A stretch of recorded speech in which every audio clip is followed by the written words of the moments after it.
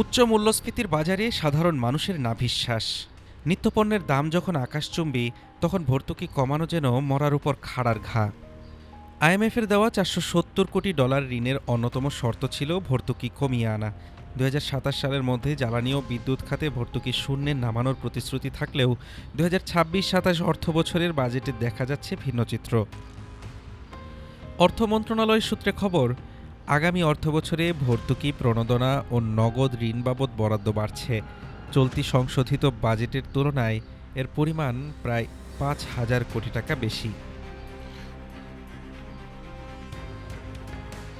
বরাবরের মতো সর্বোচ্চ বরাদ্দ থাকছে বিদ্যুৎ খাতে ৩৭,০০০ কোটি টাকা। খাদ্য নিরাপত্তা নিশ্চিতে সারে রাখা হচ্ছে ২৭,০০০ কোটি টাকা।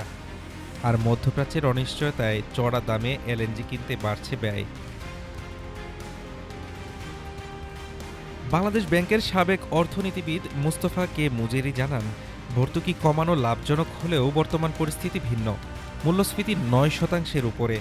এই অবস্থায় ভর্তুকি কমানো হলে নিম্ন আয়ের মানুষের উপর চাপ তৈরি হবে।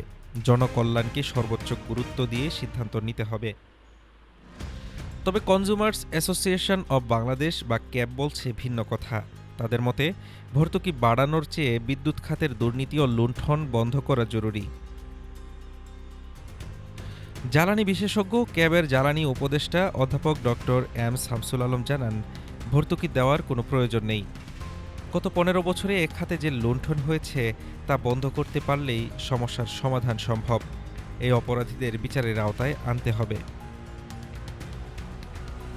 শর্ত মানা নাকি সাধারণ মানুষের স্বস্তি, এই দুইয়ের ভারসাম্য রক্ষা করাই এখন সরকারের জন্য বড় চ্যালেঞ্জ। শেষ পর্যন্ত বাজেটের প্রতিফলন কতটা ঘটে, সময়ই হয়তো বলে দেবে সেই উত্তর।